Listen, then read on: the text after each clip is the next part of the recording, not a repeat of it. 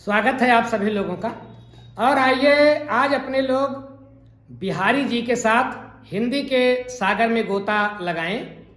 बिहारी जिनके बारे में कहा जाता है कि ये गागर में सागर भरते हैं, तो हाई स्कूल के हिंदी में इनको शामिल किया गया है शीर्षक भक्ति के साथ और नीति के साथ। बिहारी जी ने एक जो है किताब रची है जिसका नाम है बिहारी सतसई। तो बिहारी सतसई में बिहारी जी ने 700 दोहे लिखे हैं। ये 700 दोहे कुछ भक्ति रस में ओतप्रोत हैं, कुछ नीति परक हैं, समाज की कुछ अन्य विषयों पर ये दोहे हैं। लेकिन बिहारी सतसई के दोहों के बारे में कहा जाता है कि सतसैया के दोहरे जो नाबिक के तीर, सतसैया के दोहरे जो नाबिक के तीर, और देखन में छोटे लगें घाव करें गंभीर। तो ये जो बिहारी सतसई पुस्तक है, इसके जो 700 दोहे हैं, इनके बारे में ये कहा जाता है कि देखने में तो छोटे छोटे हैं, लेकिन इनका अर्थ बड़ा प्रभावशाली है और एक एक दोहे के कई कई अर्थ हैं। ऐसे तो थोड़े बिहारी को कहा जाता है कि ये गागर में सागर भरते हैं। बिहारी जी गागर में सागर भरते हैं, छोटी छोटी रचना में बड़ी बड़ी बात कह देते हैं। आइए देखें कि अपने लोगों के पाठ्यक्रम में इन्होंने जो इनके भक्ति के दोहे सम्मिलित किए गए हैं, उसमें बिहारी जी किसकी स्तुति करते हैं और कैसे करते हैं। तो देखिए, इसमें कोई भी दोहा आ जाता है तो बार बार मैं आपको बताता रहता हूं कि हिंदी के पद्यांश में कुछ भी आ रहा है तो 4 हेडिंग में उसका समायोजन करना रहता है। 4 हेडिंग अगर आप जानते रहेंगे तो बदले हुए परीक्षा पैटर्न में भी अच्छा उत्तर दे लेंगे और प्रश्नोत्तर भी इसके बाद हम लोग हल कर लेंगे। तो अगर ये दोहे आ गए तो क्या होगी पहली हेडिंग? संदर्भ। संदर्भ में क्या लिखोगे कि प्रस्तुत दोहा हमारी पाठ्य पुस्तक हिंदी के भक्ति नामक शीर्षक से लिया गया है। प्रस्तुत दोहा हमारी पाठ्य पुस्तक हिंदी के भक्ति नामक शीर्षक से लिया गया है। इसके रचयिता रीतिकाल के प्रमुख कवि, इसके रचयिता रीतिकाल के प्रमुख कवि और गागर में सागर भरने के लिए मशहूर बिहारी जी हैं। ये दोहे या ये दोहा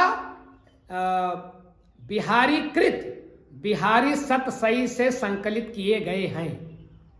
तो जितने भी भक्ति के दोहे हैं सब में यही संदर्भ होगा। आइए अब अपने लोग प्रसंग देखें। तो प्रसंग हर दोहे का अलग अलग होगा। अब पहला दोहा देखें। पहले दोहे के प्रसंग में आप लिखोगे कि प्रस्तुत दोहे में बिहारी जी ने राधा रानी की प्रार्थना की है, राधा रानी से विनती की है। प्रस्तुत दोहे में मतलब पहले दोहे में बिहारी ने किसकी प्रार्थना की है? राधा रानी की। आइए जरा दोहे को पढ़ें। क्या लिखते हैं बिहारी जी कि मेरी भव बाधा हरो, मेरी भव बाधा हरो, राधा नागरी सोई, और जातन की झाई परे, श्याम हरित दुति होए। जातन की झाई परे, श्याम हरित दुति होए। बिहारी जी लिखते हैं कि मेरी भव बाधा हरो, हे राधा रानी मेरी भव बाधा हरो। भव का मतलब होता है संसार और बाधा मतलब परेशानी। हे राधा रानी आप मेरी समस्त सांसारिक बाधाओं को दूर करें, हर ले। हे राधिका रानी, हे श्री कृष्ण की प्रियतमा, आप मेरी समस्त सांसारिक बाधाओं को हर लें। राधा नागरी सोई, राधा वही राधा रानी, नागर माने चतुर परम प्रवीण। हे परम चतुर राधा रानी, मेरी राधा नागर सोई, वही राधा सोई, वही सोई का मतलब वही राधा रानी मेरी समस्त सांसारिक बाधाओं को दूर करें, जो बड़ी चतुर हैं। या आप ऐसे कहें कि परम चतुर राधा रानी मेरी संपूर्ण सांसारिक बाधाओं को दूर करें। परम चतुर राधा रानी मेरी समस्त सांसारिक बाधाओं को दूर करें। अच्छा, राधा रानी चतुर क्यों है? राधा रानी इसलिए चतुर है कि पूरी दुनिया को जो नचा रहा है, कौन? ऑलमाइटी गॉड विष्णु पूरी दुनिया को नचा रहा है। और उसको वृंदावन में कौन नचा रहा है? राधा। सभी भगवान विष्णु का इंतजार करते हैं कि कभी आ जाएं, दर्शन दे दें। वही भगवान विष्णु जब कन्हैया के रूप में आए तो राधा का इंतजार करते हैं कि राधा आ जाएं। राधा कन्हैया को इंतजार करवाती हैं और भगवान सबको इंतजार करवाते हैं। तो राधा इसलिए परम चतुर है। सबको जो नचाए राधा उसको नचाए, जिसका इंतजार सब करें राधा उससे अपना इंतजार करवाएं। तो परम चतुर राधा, भक्तों का दूर करने के लिए चतुर राधा। अच्छा, राधा कृपा कर देंगी तो कन्हैया कर ही देंगे। बिहारी जी बड़े चतुर हैं। अब किसी की प्रेमिका को आप खुश कर दे तो प्रेमी तो अपने आप खुश हो जाएगा। राधा रानी कन्हैया को अपने बस में रखती हैं, तो अगर हम राधा रानी को अपने बस में कर ले तो कन्हैया तो अपने आप बस में हो जाएंगे। किसी भक्त ने कहा है कि वहां देवता महान कहते हैं और यहाँ राधिका गुलाम कहते हैं। वहां देवता महान कहते हैं और यहाँ राधिका गुलाम कहते हैं। वहां महान देवता हैं, सबके स्वामी है विष्णु, लेकिन यहाँ वृंदावन में राधिका गुलाम, राधिका जो चाहती है वो करवाते हैं। तो राधा रानी श्याम सुंदर से जो चाहती हैं सो करवाती हैं। इसलिए राधिका रानी बड़ी चतुर हैं, जो कन्हैया को अपने बस में कर लेती हैं। बिहारी जी कहते हैं कि वही राधा रानी जो परम प्रवीण है, परम चतुर है, मेरी समस्त सांसारिक बाधाओं को दूर करें। और जातन की झाई परे, जातन जिनके शरीर की झाई परछाई परे पड़ने से, जिनके शरीर की परछाई पड़ने से श्याम हरित दुति होय। श्याम सांवले सरकार, श्याम सांवले सरकार, श्याम में श्लेष जाएगा। एक तो श्याम सुंदर अर्थात भगवान श्री कृष्ण कन्हैया, और श्याम रंग काला रंग, श्याम हरित दुति होय। तो जब राधा रानी की केवल आहट मिल जाती है, राधा रानी की परछाई पड़ जाती है, कन्हैया मस्त हो जाते हैं, कन्हैया प्रसन्न चित्त हो जाते हैं। जिनकी परछाई मात्र पड़ने से कन्हैया खुश हो जाते हैं, वह राधा रानी मेरी संपूर्ण बाधाओं को दूर करें। श्याम हरित दुति होय, श्याम सुंदर हरित दुति। हरित दुति का मतलब जिनके, द्युति माने कांति, हरित माने हरि, जिनके शरीर की कांति इसलिए हरि हो जाती है कि राधा जी आ गई। राधा की परछाई पड़ने मात्र से जिन कन्हैया की कांति हरि हो जाती है, ऐसी राधा रानी मुझे मेरे संपूर्ण सांसारिक बाधाओं को दूर करें। और ध्यान रखें, इसके कई अर्थ हैं। एक अर्थ इसका यह भी है कि राधा रानी का जो बदन है, शरीर है, वो कुंदन के रंग की तरह पीला है, और भगवान श्री कृष्ण सांवले हैं। दोनों रंग मिला देने पर हरा रंग बन जाता है। भगवान श्री कृष्ण का नीला रंग और राधा रानी का गोरा गोरा थोड़ा पीला पीला रंग, दोनों रंग जब मिला दिया जाता है तो हरा रंग हो जाता है। श्याम हरित दुति होय, मतलब कुंदन के फूल की तरह राधा रानी का पीला पीला रंग और सांवले सरकार का नीला नीला रंग, ये दोनों मिल करके हरा रंग बना लेता है। तो इससे यह भी लगता है कि बिहारी जी को रंग की भी बड़ी पहचान है, चित्रकला का भी बड़ा ज्ञान था कि किस रंग को मिलाने से कौन सा रंग बन जाएगा। आइए फिर से देख ले। बिहारी जी कहते हैं कि वह राधा परम चतुर राधा रानी मेरी संपूर्ण सांसारिक बाधाओं को दूर करें। जिनकी आहट मात्र सुनने से, परछाई मात्र देख लेने से श्याम सुंदर खुश हो जाते हैं। श्याम सुंदर के शरीर पर कांति आ जाती है, उनका पूरा शरीर रोमांचित हो जाता है, प्रसन्न चित्त हो जाता है। ऐसी राधा रानी, परम चतुर राधा रानी मेरी संपूर्ण सांसारिक बाधाओं को दूर करे। ये रहा भैया पहला दोहा। अब पहले दोहे के काव्यागत सौंदर्य में क्या लिखेंगे? छंद क्या है? दोहा। भाषा कौन सी है? भाषा है इसमें ब्रज, भाषा ब्रज, छंद दोहा और शैली मुक्तक, अलंकार अभी मैंने बताया श्याम में श्लेष, तो ये हो गया श्लेष अलंकार श्याम में। श्याम एक तो कन्हैया और दूसरा सांवला रंग, तो श्लेष अलंकार गुण, इसमें प्रसाद है, माधुर्य है, रस, रस इसमें भक्ति रस भी है और श्रृंगार रस भी है, दोनों रस इसमें प्रयोग किया है बिहारी जी ने। तो ये हो गया पहला दोहा। अब आइए जरा हम लोग दूसरे दोहे को देखें। दूसरे दोहे का भी संदर्भ वही होगा, प्रसंग क्या होगा आइए देख लेते हैं। प्रसंग होगा कि इसमें भगवान श्री कृष्ण के सौंदर्य का वर्णन किया गया है। दूसरे दोहे में भगवान श्री कृष्ण के अनुपम सौंदर्य का वर्णन किया गया है। आइए दोहा पढ़े तो स्पष्ट हो जाएगा। बिहारी जी क्या लिखते हैं कि मोर मुकुट की चंद्रिकन, मोर मुकुट की चंद्रिकन, यो राजत नंद नंद, मनुसस से खर की यकस, किय से खर सत चंद, किय से खर सत चंद।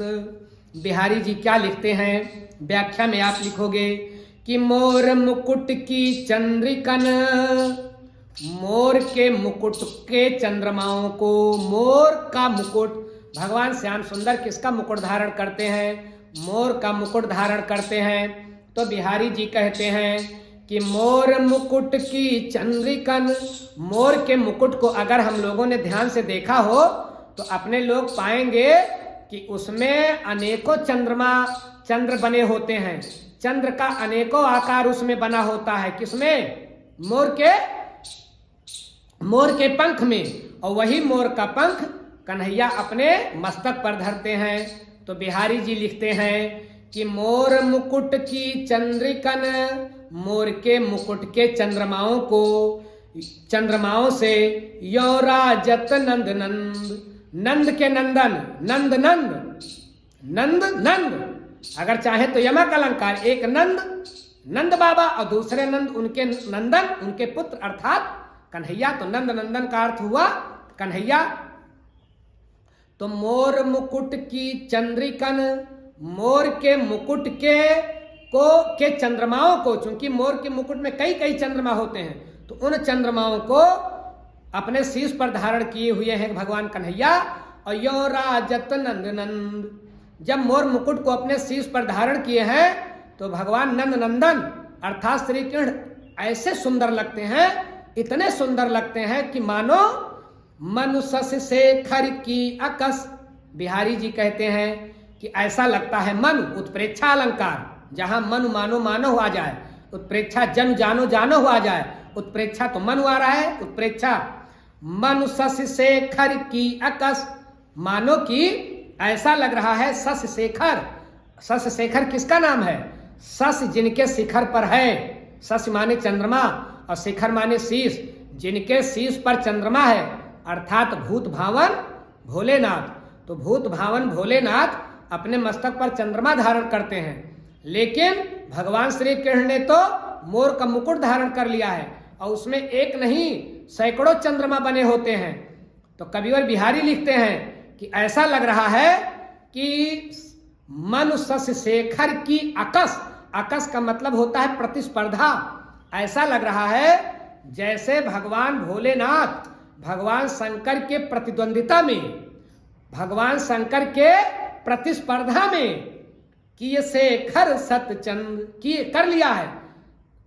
शेखर माने शीश पर, सत माने 100 और चंद माने चंद्रमा।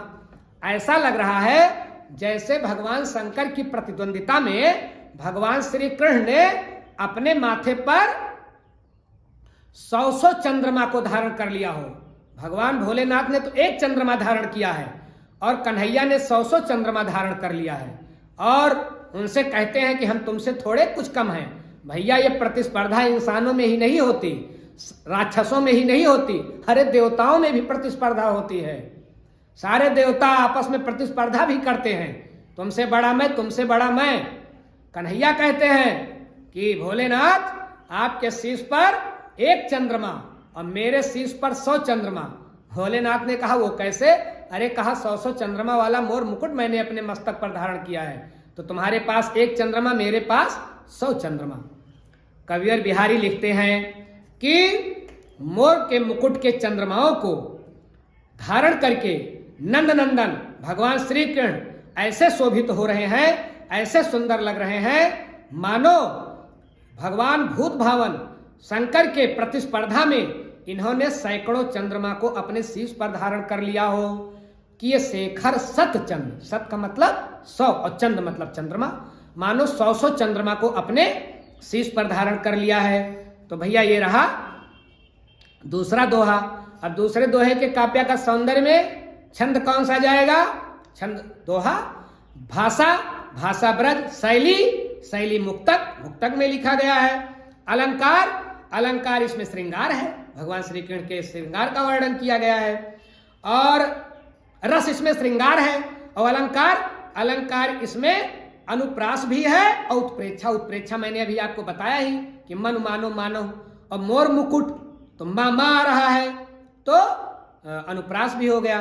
तो अनुप्रास अलंकार भी है, उत्प्रेक्षा अलंकार भी है, रस इसमें श्रृंगार है, गुण इसमें माधुर्य है। तो ये हो गया दूसरा दोहा। आइए तीसरा दोहा देखें अपने लोग। तीसरे दोहे में बिहारी जी भगवान श्री कृष्ण के किस छवि का वर्णन कर रहे हैं, आइए देखें क्या लिखते हैं बिहारी जी। बिहारी जी लिखते हैं कि सोहत ओढ़े पीत पट श्याम सलोने गात, सोहत ओढ़े पीत पट और श्याम सलोने गात, मनो नील मन शैल पर आतप पर्यो प्रभात, मनो नील मन शैल पर आतप पर्यो प्रभात। इसके प्रसंग में क्या लिखेंगे कि इसमें भी भगवान श्री कृष्ण के सौंदर्य का वर्णन किया गया है। प्रसंग में ये लिखेंगे, व्याख्या देखें। बिहारी जी कहते हैं कि सोहत ओढ़े पीत पट, पीत का मतलब पीला और पट माने कपड़ा और ओढ़े माने ओढ़े हुए हैं। सोहत मतलब सुशोभित हो रहे हैं। भगवान श्री कृष्ण, भगवान श्री कृष्ण पीला पीला कपड़ा पहन करके ऐसे सुंदर लग रहे हैं। भगवान श्री कृष्ण कैसा, किस रंग का वस्त्र धारण करते हैं? पीला, पीतांबर। तो पीले पीले वस्त्र धारण करके श्री कृष्ण ऐसे सुंदर लग रहे हैं। श्याम सलोने गात, श्याम माने सांवला, सलोना माने सुंदर और गात माने शरीर। सांवले सुंदर, सांवले कोमल शरीर, गात माने शरीर। सांवले सुंदर शरीर पर, सांवले सांवले शरीर पर, नीले नीले शरीर पर भगवान श्री कृष्ण ने पीला पीला कपड़ा पहन लिया है और अत्यंत सुशोभित हो रहे हैं। कैसे? जैसे मनो नील मन शैल पर, मान लो, फिर मनो आ गया, उत्प्रेक्षा। मनो नील मन शैल पर, मानो की नीलमणि पर्वत पर, शैल माने पर्वत भैया, मानो की नीलमणि पर्वत पर आतप पर्यो प्रभात। आतप, आतप का मतलब होता है भैया प्रकाश और प्रभात का मतलब होता है सवेरा। जैसे कि सवेरे सवेरे भगवान भास्कर की पीली पीली किरणें नीलमणि पर्वत पर पड़ती हैं, तो नीलमणि पर्वत जितना सुंदर लगता है जैसे सवेरे सवेरे की पीली पीली सूर्य की किरणें पड़ने से, वैसे ही भगवान कन्हैया का नीला शरीर, नीलांबुज श्याम, भगवान श्री कृष्ण का शरीर नीला नीला है, काला काला नहीं है, नीला नीला है। तो नीले नीले शरीर पर जब पीला पीला कपड़ा ओढ़ लेते हैं भगवान श्री कृष्ण, तो बिल्कुल वैसे ही सुंदर लगते हैं जैसे नीलमणि पर्वत पर, नीले मड़ियों वाले पर्वत पर मानो कि सवेरे सवेरे का सूर्य की किरणें पड़ रही हो, सूर्य का प्रकाश पड़ रहा हो, इतने सुंदर लग रहे हैं भगवान श्री कृष्ण। तो ये रहा तीसरा दोहा। अब तीसरे दोहे में आइए काव्य का सौंदर्य देख लें। भाषा ब्रज, शैली मुक्तक, छंद दोहा, रस, रस इसमें श्रृंगार भी है और भक्ति भी है। और अलंकार कौन कौन सा है? अलंकार अनुप्रास है पीत पट श्याम सलोने, तो पर्यो प्रभात, वृत्ति हो रही है ना अक्षरों की, तो अनुप्रास अलंकार। और मनो आ गया, तो मनु मानो, मानो ऐसा आ जाए तो उत्प्रेक्षा अलंकार, अगर किसी पंक्ति में मन मानो मानो जन जानो जानो ऐसा आ जाए तो कौन सा जो है अलंकार होगा? उत्प्रेक्षा, तो उत्प्रेक्षा अलंकार है और अनुप्रास अलंकार है। गुण इसमें माधुर्य है। अब आइए चौथा दोहा अपने लोग देखें कि चौथे दोहे में बिहारी जी भगवान श्याम सुंदर के किस चरित्र का वर्णन कर रहे हैं। लिखते हैं बिहारी जी कि अधर परत हरि के परत, अधर धरत हरि के परत, होठ डीठ पट ज्योति, हरित बांस की बांसुरी, हरित बांस की बांसुरी, इंद्रधनुष रंग होती, इंद्रधनुष रंग होती। लिखते हैं बिहारी जी कि अधर धरत, अधर माने होठों पर, नीचे वाला होठ, इस पर बांसुरी रख के भगवान कन्हैया बजाते हैं। तो अधर धरत, इसमें भी आप लिखिएगा कि इसके प्रसंग में आप लिखिएगा कि प्रस्तुत दोहे में बिहारी जी ने भगवान श्री कृष्ण के साथ साथ उनके मुरली के भी सौंदर्य का वर्णन किया है, उनकी बांसुरी के भी सौंदर्य का वर्णन किया है। और अब आइए देखें क्या लिखते हैं बिहारी जी कि अधर धरत हरि के परत, हरि भगवान श्री कृष्ण के अधरों पर, होठों पर जब धारण करते हैं, जब भगवान श्री कृष्ण श्याम सुंदर कन्हैया जब अपने होठों पर बांसुरी को धारण करते हैं तो बांसुरी के होठों पर पड़ने से होठ, होठ दीठ, होठ मतलब होठ, भगवान श्री कृष्ण का शरीर नीला नीला, होठ लाल लाल, अनार की तरह होठ लाल लाल है, शरीर नीला नीला है। और डीठ, डीठ का मतलब आंख, तो आंखों का श्वेत रंग और सांवला रंग। आंखों में दो रंग होता है ना, बीच वाला काला काला और चारों ओर जो जिसमें वो काला काला रहता है सफेद सफेद। तो डीठ, डीठ मतलब दृष्टि, दृष्टि का सफेद रंग और काला रंग। और पट, और कपड़ा किस रंग का पहनते हैं कन्हैया? पीला पीला। तो पीला पीला कपड़ा, श्याम और सफेद सफेद आंख और लाल लाल होठ की ज्योति, इनका प्रकाश। तो जब भगवान कन्हैया अपने होठों पर मुरली रखते हैं ना, तो आंखों का, होठों का और कपड़े का और उनका नीला नीला शरीर, ये सब क्या हो रहा है? हरित बांस की बांसुरी। और जिस बांसुरी को होठों पर रखा है वो हरे रंग की है, हरे बांस की है। बांस जानते हो ना, तो बांस की बांसुरी बनाई जाती है। तो हरे बांस की बांसुरी जो होठों पर कन्हैया ने रखी है, इंद्रधनुष रंग हो। अब वह इतने रंग के पड़ने से हरे बांस की बांसुरी हरी ना रह गई, इंद्रधनुष रंग हो, इंद्रधनुष के रंग की हो गई, मतलब रंग बिरंगी हो गई।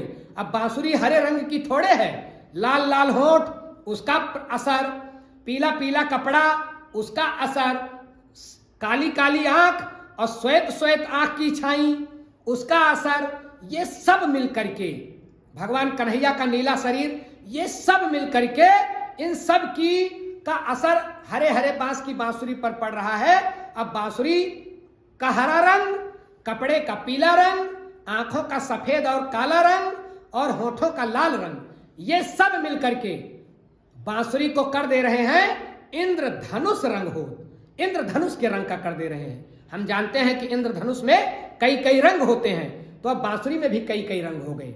क्या क्या प्यारा इनका दृष्टिकोण है, कहां तक देख रहे हैं ये, कहां तक कल्पना कर रहे हैं। सही में कहा गया है कि जहां न पहुंचे रवि वहां भी पहुंचे कवि। सार्थक है ये उक्ति इनके ऊपर, कितनी ऊंची कल्पना कर रहे हैं। बांसुरी है, लाल लाल होठ है, पीला पीला कपड़ा है, आंखें हैं, अब वो हरे बांस की बांसुरी में इंद्रधनुष का रंग उतर आया है। तो ये रहा भैया चौथा दोहा। चौथे दोहे में काव्यगत सौंदर्य क्या होगा? छंद कौन सा है? दोहा। भाषा कौन सी है? ब्रज। शैली कौन सी है? मुक्तक। और छंद हो गया। रस कौन सा है? रस इसमें श्रृंगार है। और अलंकार इसमें उपमा है। उपमा अलंकार कैसे है? क्योंकि बांसुरी की तुलना इंद्रधनुष से की गई है, तो उपमा अलंकार। और गुण इसमें प्रसाद है। तो ये हो गया चौथा दोहा। हरित दुति होय, मेरी भव बाधा हरो, राधा नागर सोय।